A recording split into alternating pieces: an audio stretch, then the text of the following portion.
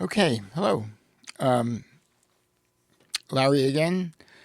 Last time we talked about chords, basic chords, major and minor chords.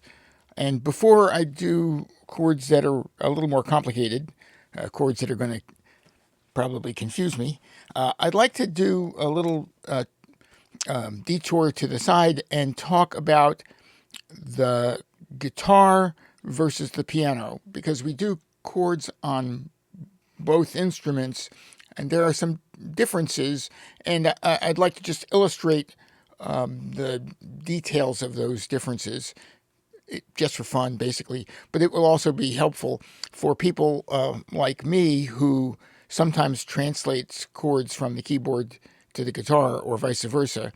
It might be useful. When I was in high school and learning the guitar, my brother played the piano, and very often he would play some fairly sophisticated chords, and I would try and find them on the guitar. And this sort of exercise helps with that.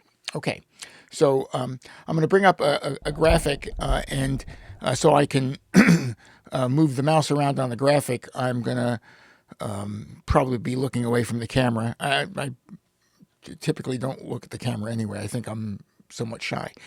At any rate, so let me bring up the graphic, and there we go. And you should see a little me.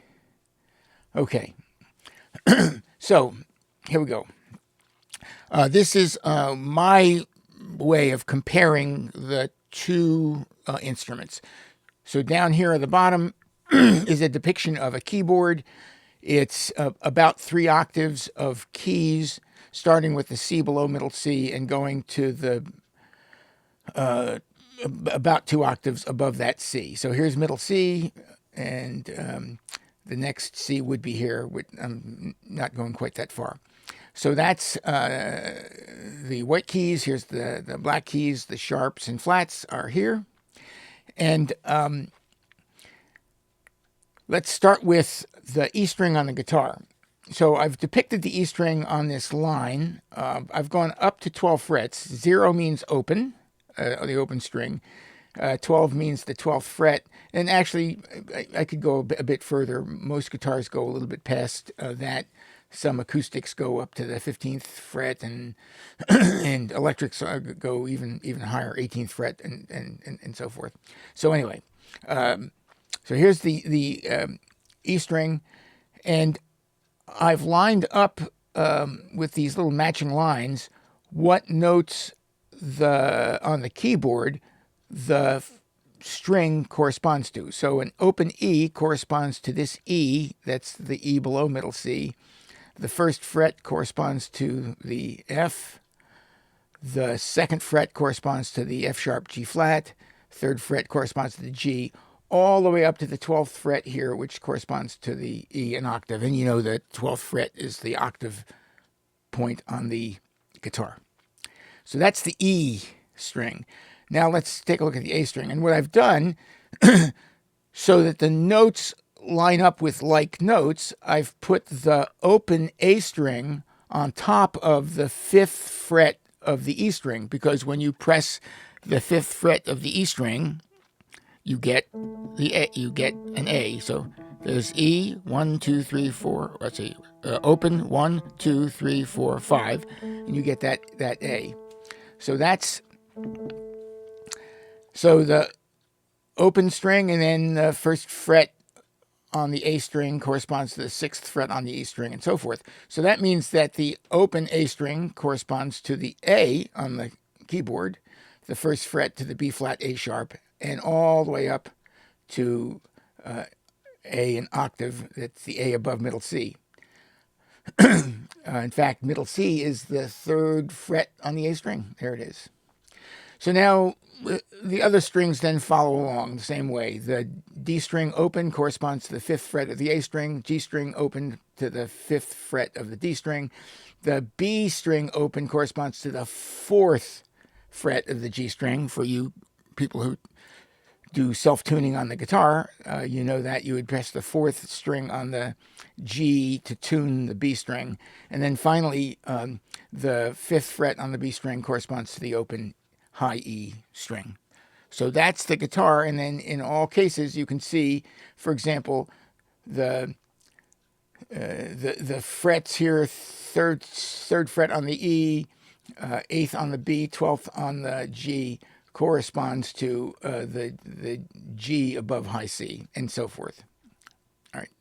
So now let's talk chords. Okay. So here's, for example, an E chord. So if you look at the keyboard, I've put dots on the notes that correspond to the E chord. If you remember, the major chord corresponds to the first, third, and fifth note of the scale. So that would be E, G sharp, B, and so forth. So so there's the E, G sharp, B, E, G sharp, B, E, G sharp, B. So now if we wanted to look at a corresponding chord on the guitar, well, the lowest E here corresponds to an open E. So that little, so in fact, the green lines represent those notes that are the notes of the possible notes of the E chord. I don't have one here because I didn't take the graphic out that far. So this E I can play on the E string open. All right. But now the interesting thing is, if I want to play another note in the chord, I can't play this note because I can only play one note per string. So what's the next note I can play? Well, I can play this note on the A string. So let's take a look at that. That would be the second fret. So if I'm looking at the chord formation of the basic E chord on the first two frets of the guitar, it's the E string open, the second fret on the A string. Let's look over here. Next possible is here. I can't play it on the A string. I can't play it on the E string because both of those are busy now. So let's look at the D string. I can play it on the second fret of the D string. So there's the second fret of the D string. What's the next one possible? Well, it's this one. And again, A and D are busy. So is E. So let's look here. I could do it on the first fret of the G string, and that gives me a G sharp. So there's the G sharp. And then finally, I can finish the chord with an open B and an open E. So that's the E chord, and you get this note, this note, this note, this note, and this note, and this note. So that's really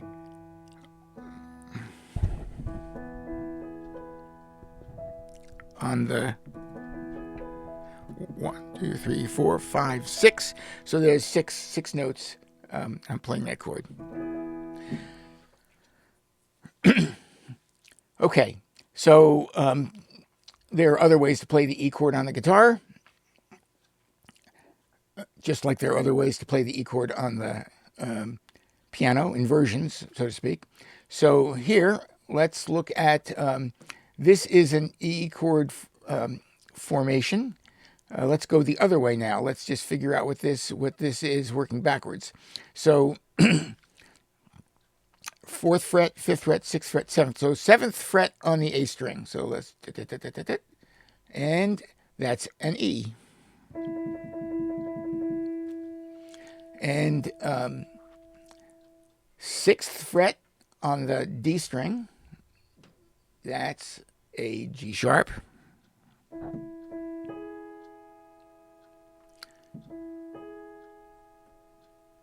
All right. Fourth fret on the G string. That's a B. Fifth fret on the B string is an E. And then finally, the 4th fret on the E string. Well, as it turns out, I didn't. My chart didn't go out that far, but by inference, you can see that would have been the G sharp, right there. Okay. So that would be that inversion. So that's the E chord. I'm playing it on the piano, but if you use that fingering on the guitar, that's what that would sound like if piano strings sounded like guitar strings. Okay, one more chord for fun. Here we go. So here's a C chord. This is a common formation for the C chord. Some people don't use this bass note on the E string. When I play the guitar, I typically do, but it's kind of optional. So let's take a look. Or in fact, you'll see that you could also be open if you want. But let's take a look at this. I can play the E string open, which we're not doing, but I can also do the G string on the E, and that's on the 3rd fret. So there you go. And then if I look at the next possible note for the C chord, which is a C here, that's the 3rd fret on the A string. And then the 2nd fret on the D string is an E. There we go, right there. The open G is in the chord. If I go to the 1st fret on the B, I get a C. And then finally, if I go to the open E, I get the final note of the chord. So that's the G below middle C.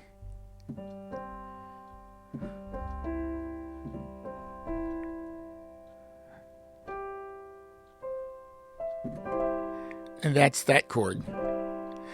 And as I mentioned, you could, on the E string, do an open E, and that would sound like this.